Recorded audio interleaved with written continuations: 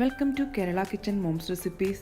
ഇന്ന് നമുക്ക് കൂന്തൽ വെച്ച് ഒരു ബിരിയാണി തയ്യാറാക്കാം, അതായത് നമ്മുടെ സ്ക്വിഡ് വെച്ച്. അപ്പോൾ ഞാൻ അതിനായിട്ട് ഏകദേശം ഒരു 3/4 കിലോയോളം സ്ക്വിഡ് നന്നായിട്ട് ക്ലീൻ ചെയ്തതിന് ശേഷം ഇതേപോലെ കട്ട് ചെയ്ത് വെള്ളം വാർന്നു പോകാൻ വേണ്ടിയാണ് ഒരു സ്റ്റെയിനറിലിട്ട് വെച്ചിരിക്കുകയാണ്. അപ്പോൾ ഇപ്പോൾ വെള്ളമൊക്കെ വാർന്നു പോയിട്ടുണ്ട്. നമുക്കിത് ഒരു പാത്രത്തിലേക്ക് ഇട്ട് വയ്ക്കാം.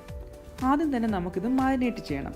അതിനായിട്ട് നമുക്ക് ഒരു 1/4 ടീസ്പൂൺ മഞ്ഞൾപ്പൊടി ഇതിനകത്തേക്ക് ചേർത്ത് കൊടുക്കാം. അതേപോലെ തന്നെ 1 ടീസ്പൂൺ മുളക് പൊടി. ഇനി ഇതിനകത്തേക്ക് ഞാൻ ചേർക്കാൻ പോകുന്നത് 1 ടീസ്പൂൺ കുരുമുളക് പൊടി. ഇനി നമുക്ക് ഒരു അരമുറി ചെറുനാരങ്ങയുടെ നീരൂടെ ഇതിനകത്തേക്ക് ആഡ് ചെയ്യണം. ആവശ്യത്തിന് ഉപ്പും കൂടെ ചേർത്ത് നമുക്ക് നല്ലതുപോലെ ഇതൊന്ന് മാരിനേറ്റ് ചെയ്ത് മാറ്റി വയ്ക്കാം. കഴിയുന്നതും ഒരു സ്പൂൺ വെച്ച് മാരിനേറ്റ് ചെയ്യാൻ നോക്കുക, പക്ഷേ കൈവച്ച് തന്നെ മാരിനേറ്റ് ചെയ്യുന്നതായിരിക്കും ഇച്ചിരി നല്ലത്. ഇനി നമുക്കിത് ഒരു അരമണിക്കൂർ നേരത്തെങ്കിലും നമുക്കിത് മാറ്റി വയ്ക്കാം. ഇനി നമുക്ക് അടുപ്പിൽ ഒരു ഫ്രൈങ് പാൻ വെച്ച് ആവശ്യത്തിന് എണ്ണ ഒഴിച്ച് കൊടുത്തിട്ട് ഈ കൂന്തൽ നമുക്ക് നന്നായിട്ടൊന്ന് ഫ്രൈ ചെയ്തെടുക്കണം. ഒരു ഷാളോ ഫ്രൈ ചെയ്തെടുത്താൽ മതിയായിരിക്കും, കാരണം നമ്മൾ ബിരിയാണി ഉണ്ടാക്കിയതിന് ശേഷം ഇത് ദം ചെയ്യുന്നുണ്ട്. അപ്പോൾ ഇത് നന്നായിട്ട് അതിനകത്ത് കിടന്ന് തന്നെ നന്നായിട്ട് വേവുകയും ചെയ്യും. അപ്പോൾ ഇനി നമുക്ക് ഓരോന്നായിട്ട് എടുത്ത് നമുക്കൊരു ഷാലോ ഫ്രൈ ചെയ്തെടുത്ത് നമുക്ക് മാറ്റി വയ്ക്കാം.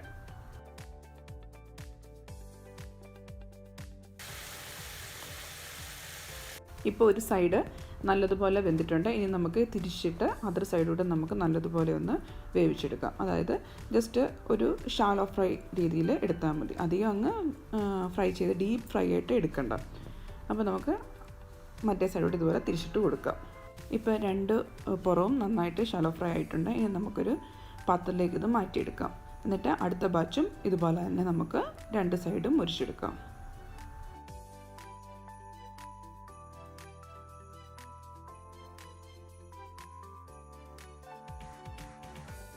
ഇപ്പോൾ എല്ലാ കൂന്തലും ഞാൻ നന്നായിട്ട് ഫ്രൈ ചെയ്തെടുത്തിട്ടുണ്ട്. ഇനി നമുക്കൊരു സൈഡിലേക്ക് ഇത് മാറ്റി വയ്ക്കാം. ഇനി ആ സെയിം പാത്രത്തിൽ തന്നെ നമുക്ക് മസാലയ്ക്കുള്ളതോട് തയ്യാറാക്കാം.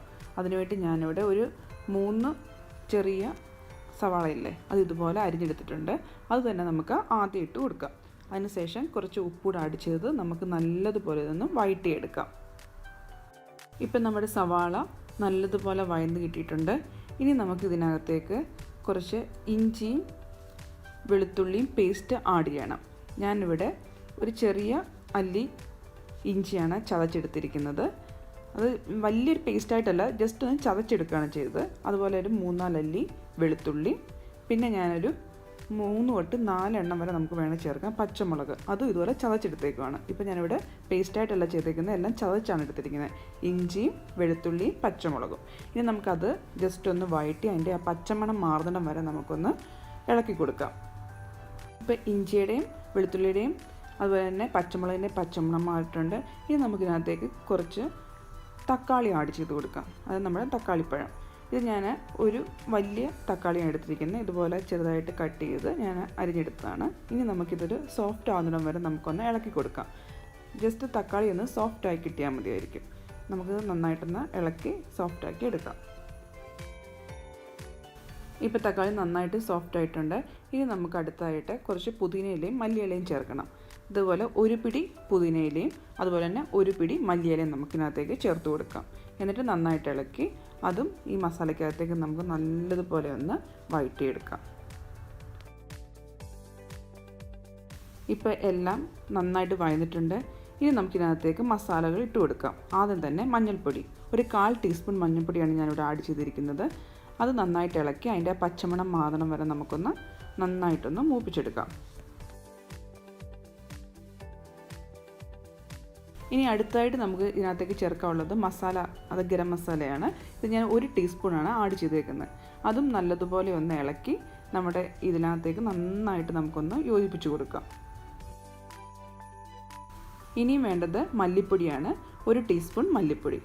അതുപോലെ തന്നെ മുളക് പൊടി, അതും 1 ടീസ്പൂണാണ് ഞാൻ ഇതിനകത്തേക്ക് ആഡ് ചെയ്തേക്കുന്നത്. ഇനി കുറച്ച് കുരുമുളക് പൊടി, ഒരു 3/4 ടീസ്പൂൺ കുരുമുളക് പൊടി. ഇനി നമുക്കിതെല്ലാം നന്നായിട്ട് ഇളക്കി നന്നായിട്ടൊന്ന് മൂപ്പിച്ചെടുക്കാം. ഇപ്പോൾ നമ്മുടെ മസാലയൊക്കെ നന്നായിട്ട് മൂത്തിട്ടുണ്ട്. ഇനി ഇതിനകത്തേക്ക് നമുക്കൊരു 1.5 ടീസ്പൂണോളം വാട്ടർ ഒന്ന് ആഡ് ചെയ്ത് കൊടുക്കാം. അധികം വാട്ടർ ആഡ് ചെയ്യേണ്ട, ഒരു 1.5 ടീസ്പൂണോളം വാട്ടർ ആഡ് ചെയ്ത് കൊടുത്താൽ മതിയായിരിക്കും. ഇനി നമുക്ക് ഇതിനകത്തേക്ക് ആവശ്യത്തിന് ഉപ്പൂടെ ചേർത്ത് നമുക്ക് നല്ലതായിട്ടൊന്ന് ഇളക്കി യോജിപ്പിക്കാം. കാരണം നമ്മൾ ഇതിനകത്തേക്ക് തൈര് ആഡ് ചെയ്യുന്നത്, അത് ഈ മസാലക്കൂട്ട് നന്നായിട്ട് തണുത്തതിന് ശേഷം മാത്രമേ നമ്മൾ തൈര് ആഡ് ചെയ്യുന്നുള്ളൂ. ഇപ്പോൾ ഉപ്പ് ചേർത്ത് നമുക്കൊന്ന് ഇളക്കി യോജിപ്പിക്കാം. അതിനുശേഷം നമ്മൾ നേരത്തെ തയ്യാറാക്കി വെച്ചിരുന്ന കൂന്തലിൻ്റെ ഫ്രൈ ഇല്ലേ, അതുകൂടി ഇട്ട് കൊടുക്കാം. എന്നിട്ടൊന്ന് ഇളക്കിയിട്ട് ഒന്ന് അടച്ച് വെച്ച് ഒരു സ്റ്റീം കയറ്റി എടുക്കാം.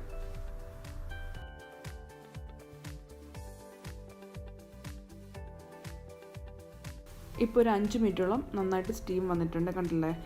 നന്നായിട്ട് അത് ആയിട്ടുണ്ട്, കണ്ടില്ലേ? ഇനി നമുക്കൊന്ന് ജസ്റ്റ് ഒന്ന് ഇളക്കി വെച്ച് തീ ഓഫ് ചെയ്ത് നമുക്കിത് മാറ്റി വയ്ക്കാം. ഇനി ഇത് നല്ലതുപോലെ തണുത്തതിന് ശേഷം മാത്രമേ ഇതിനകത്തേക്ക് തൈര് ആഡ് ചെയ്യാവൂ. അപ്പോൾ നമുക്ക് തണുക്കാൻ വേണ്ടി മാറ്റി വയ്ക്കാം. ഇനി അടുത്തായിട്ട് നമുക്ക് അരി വേവിച്ചെടുക്കണം. അതിനായിട്ടൊരു പാത്രം അടുപ്പത്ത് വെച്ച് ചൂടാക്കാം. അപ്പോൾ അതിനകത്തേക്ക് കുറച്ച് നെയ്യ് നമുക്ക് ഒഴിച്ചു കൊടുക്കാം. ഏകദേശം ഒരു 1-1.5 ടീസ്പൂണോളം നെയ്യ് നമുക്ക് ഇതിനകത്തേക്ക് ആഡ് ചെയ്യാം.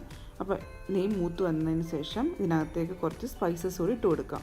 ഞാനിവിടെ ഇട്ട് കൊടുക്കാൻ പോകുന്ന സ്പൈസസ് കുറച്ച് ഗ്രാമ്പു, അതുപോലെ തന്നെ കുറച്ച് കുരുമുളക്, ഏലക്ക, പെരുംജീരകം, കറുവാപ്പട്ട, ബേ ലീവ്സ്, അതുപോലെ തന്നെ ഒരു ചെറിയ തക്കോലം. ഇത്രയാണ് ഞാൻ ഇതിനകത്തേക്ക് ഇട്ട് മൂപ്പിച്ച് കൊടുക്കാൻ പോകുന്നത്. അപ്പോൾ നമുക്കിതെല്ലാം ഇട്ട് ഇതിനകത്ത് ജസ്റ്റ് ഒന്ന് മൂപ്പിച്ചെടുക്കാം. നമ്മുടെ സ്പൈസസൊക്കെ നന്നായിട്ട് മൂത്തതിന് ശേഷം നമുക്ക് അരി ഇട്ട് കൊടുക്കണം. അപ്പോൾ ഞാനിവിടെ എടുക്കുന്നത് 1.5 കപ്പ് അരിയാണ്. അപ്പോൾ ഇതിനകത്ത് വെള്ളത്തിൻ്റെ കണക്കെന്ന് വെച്ച് കഴിഞ്ഞാൽ 1 കപ്പ് അരിക്ക് 1.5 കപ്പ് വെള്ളം എന്ന പോലാണ്. അപ്പം 1.5 കപ്പ് അരിക്ക് ഏകദേശം 2.5 കപ്പ് വെള്ളമാണ് ഞാനിവിടെ ചേർത്ത് കൊടുക്കുന്നത്. അപ്പോൾ ആ വെള്ളം ഞാൻ ഇതിനകത്തേക്ക് ഒഴിച്ചു കൊടുക്കുകയാണ്. ഇനി നമുക്ക് ഇതിനകത്തേക്ക് ആവശ്യത്തിന് ഉപ്പൂടെ ചേർത്ത് ഈ വെള്ളം അടച്ച് വെച്ച് നമുക്കൊന്ന് തിളപ്പിച്ചെടുക്കാം.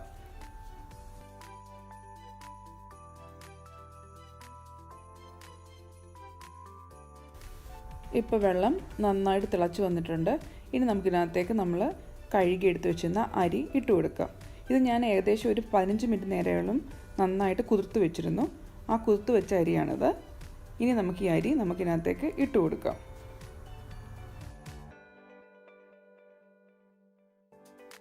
ഇനി ഈ അരി നമുക്ക് അടച്ചു വെച്ച് നമുക്കൊന്ന് നന്നായിട്ട് വേവിച്ചെടുക്കാം. ഏകദേശം ഒരു 10 മിനിറ്റിന് തന്നെ ആവശ്യമില്ല, അതിനും പെട്ടെന്ന് അരി നന്നായിട്ട് വേവും. കണ്ടില്ലേ? ഇപ്പോൾ വെള്ളമൊക്കെ വറ്റി നല്ലതുപോലെ അരി വെന്ത് വന്നിട്ടുണ്ട്. കണ്ടില്ലേ? ഒട്ടും തന്നെ അടിക്കൊന്നും പിടിച്ചിട്ടില്ല, നന്നായിട്ട് തന്നെ അരി വന്നിട്ടുണ്ട്. ഇതാണ് അരിയുടെ ഒരു പരുവെന്ന് പറയുന്നത്. അതായത് ആ വെള്ളമെല്ലാം നന്നായിട്ട് വറ്റിയിട്ടുണ്ട്. ഇനി നമുക്ക് തീ ഓഫ് ചെയ്ത് വയ്ക്കാം. ഇപ്പോൾ നമ്മുടെ ആ മസാല നേരത്തെ നമ്മൾ തയ്യാറാക്കി വെച്ചിരുന്നത് അത് നന്നായിട്ട് തണുത്തിട്ടുണ്ട്. ഇനി അതിനകത്തേക്ക് നമുക്ക് ഒരു 1.5 ടീസ്പൂൺ തൈര് ആഡ് ചെയ്ത് കൊടുക്കാം. എന്നിട്ട് നല്ലതുപോലെ ഇളക്കി യോജിപ്പിക്കാം. കാരണം ചൂടോടെ തൈര് ആഡ് ചെയ്തെന്നാണ് പറയുന്നത്. കാരണം അത് ഹെൽത്തിന് വളരെ ദോഷം ചെയ്യും. അതുകൊണ്ടാണ് ഞാൻ തണുത്തതിന് ശേഷം മാത്രം തൈര് ആഡ് ചെയ്തിരിക്കുന്നത്. ഇത് നന്നായിട്ട് ഇളക്കി നമുക്ക് ഈ മസാല ഒന്ന് മിക്സ് ചെയ്തെടുക്കാം. അങ്ങനെ നമ്മുടെ ബിരിയാണിക്കുള്ള മസാല ഇവിടെ റെഡി ആയിട്ടുണ്ട്. ഇനി അടുത്തായിട്ട് നമ്മൾ ചെയ്യാനുള്ളത് ദം ചെയ്യുക എന്നുള്ളതാണ്. അതിന് മുമ്പായിട്ട് തന്നെ നമുക്ക് ഈ ബിരിയാണിയിലേക്ക് ചേർക്കാൻ വേണ്ടി, ഗാർണിഷ് ചെയ്ത് ചേർക്കാൻ വേണ്ടി കുറച്ച് കിസ്മിസും അണ്ടിപ്പരിപ്പും അതുപോലെ തന്നെ നമ്മുടെ സവാളയില്ല അതുകൂടെ നമുക്കൊന്ന് മൂപ്പിച്ചെടുക്കാം. എൻ്റെ കയ്യിൽ ഇപ്പോൾ അണ്ടിപ്പരിപ്പില്ല, അതുകൊണ്ട് ഞാൻ കിസ്മിസും സവാളയും മാത്രമാണ് ഇതിനകത്തേക്ക് ആഡ് ചെയ്യുന്നത്. അത് നമുക്ക് നന്നായിട്ടൊന്ന് മൂപ്പിച്ച് എടുത്ത് മാറ്റി വയ്ക്കാം.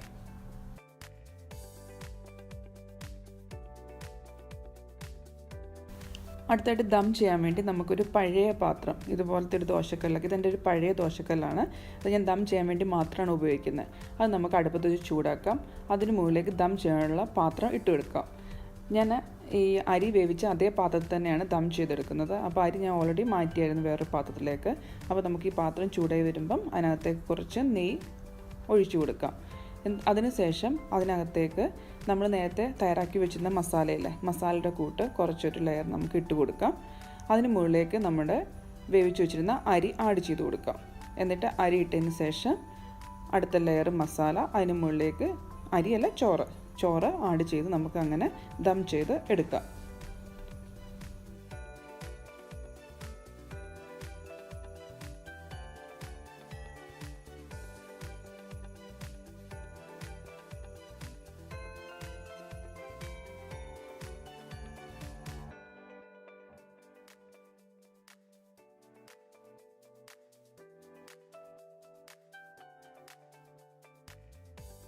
ഇപ്പം നമ്മുടെ ലെയറൊക്കെ കംപ്ലീറ്റ് ആയിട്ടുണ്ട്. ഇനി അടുത്തായിട്ട് നമുക്ക് 1 ടീസ്പൂൺ നെയ്യ് എടുത്തിട്ട് പാത്രത്തിൻ്റെ എല്ലാ വശങ്ങളും ഒന്ന് തേച്ച് കൊടുക്കാം. അതുപോലെ തന്നെ കുറച്ച് നെയ്യ് അതിൻ്റെ മുകളിലേക്ക് ഇട്ട് കൊടുക്കുകയും ചെയ്യാം. അതുപോലെ നമ്മൾ നേരത്തെ തയ്യാറാക്കി വെച്ചിരുന്ന, അതായത് നമ്മൾ അണ്ടിപ്പരിപ്പും കിസ്മിസും ഉള്ളിയൊക്കെ നമ്മൾ നന്നായിട്ട് മൂപ്പിച്ചെടുത്തില്ലേ, അതും കുറച്ചൊന്ന് അതിൻ്റെ മുകളിലേക്ക് ഇട്ട് കൊടുക്കാം. വേണമെങ്കിൽ കുറച്ച് മല്ലിയിലയും കുറച്ച് പുതിനയിലയും വേണമെങ്കിൽ ഇതിന് മുകളിലേക്ക് ഇട്ട് കൊടുക്കാം. അതിനുശേഷം ഒരു ഫോയിൽ പേപ്പർ വെച്ച് നന്നായിട്ട് അടച്ച് ഒരു കവർ വെച്ച് ഇത് നല്ലതുപോലെ, അതായത് ഈ അകത്തു നിന്ന് വരുന്ന ആവിയൊന്നും പുറത്ത് പോകാത്ത രീതിയിൽ നന്നായി അടച്ച് വെച്ചതിന് ശേഷം നമുക്കിത് ദം ചെയ്തെടുക്കാം. ഏകദേശം ഒരു 15 തൊട്ട് 20 മിനിറ്റ് നേരമെങ്കിലും നമുക്ക് ദം ചെയ്തെടുക്കണം. അപ്പോഴത്തേക്ക് നന്നായിട്ട് ഇത് ദം ആയിട്ടുണ്ടായിരിക്കും. ഇപ്പോൾ ഏകദേശം ഒരു 15 മിനിറ്റ് കഴിഞ്ഞിട്ടുണ്ട്. നമുക്കിനി നമ്മുടെ ദം ഒന്ന് പൊട്ടിച്ച് നോക്കാം. അങ്ങനെ നല്ല മണമൊക്കെ വരുന്നുണ്ട്. അങ്ങനെ നമ്മുടെ ബിരിയാണി ഇവിടെ ദം ആയിട്ടുണ്ട്. കണ്ടില്ലേ, നന്നായിട്ടിത് വെന്തിട്ടുമുണ്ട്. കാണാൻ നല്ലൊരു ഫ്ലേവറും എത്തുന്നുണ്ട്. നെയ്യുടെയൊക്കെ നല്ലൊരു മണം അടിക്കുന്നുണ്ട്. ഇനി നമുക്ക് നോക്കാം ഇത് അടിയിലൊക്കെ പിടിച്ചിട്ടുണ്ടോ എന്നുള്ളത്. അടിയിലൊന്നും പിടിച്ചിട്ടില്ല. നല്ല പെർഫെക്റ്റ് ആയിട്ട് നമ്മുടെ ബിരിയാണി ഇവിടെ റെഡി ആയിട്ടുണ്ട്. ഇനി നമുക്കത് സെർവിങ് ഡിഷിലേക്ക് മാറ്റാം. അങ്ങനെ നമ്മുടെ സ്വാദിഷ്ടമായിട്ടുള്ള സ്ക്വിഡ് അല്ലെങ്കിൽ കൂന്തൽ ബിരിയാണി ഇവിടെ റെഡി ആയിട്ടുണ്ട്. ഇനി നമുക്ക് എന്തെങ്കിലുമൊക്കെ ഇട്ടെന്ന് ഡെക്കറേറ്റ് ചെയ്തെടുക്കാം. ഞാനിവിടെ കിസ്മിസും വറുത്ത് വെച്ചിരുന്ന സവാളയൊക്കെ ഒന്ന് ഇട്ട് കൊടുക്കുകയാണ്. അപ്പോൾ കുട്ടികൾക്കൊക്കെ നന്നായിട്ട് ഇഷ്ടപ്പെടുകയൊക്കെ ചെയ്യും. അപ്പോൾ നിങ്ങളിതൊന്ന് ട്രൈ ചെയ്ത് നോക്കുക. ഇത് ഒരു വെറൈറ്റി ആയിട്ടുള്ള ബിരിയാണിയാണ്. ട്രൈ ചെയ്തിട്ട് നിങ്ങൾ അഭിപ്രായം എന്നെ അറിയിക്കുക. അപ്പോൾ ഇതുപോലത്തെ പുതിയ റെസിപ്പികളായിട്ട് നമുക്ക് വീണ്ടും കാണാം. അതുവരേക്കും ബൈ.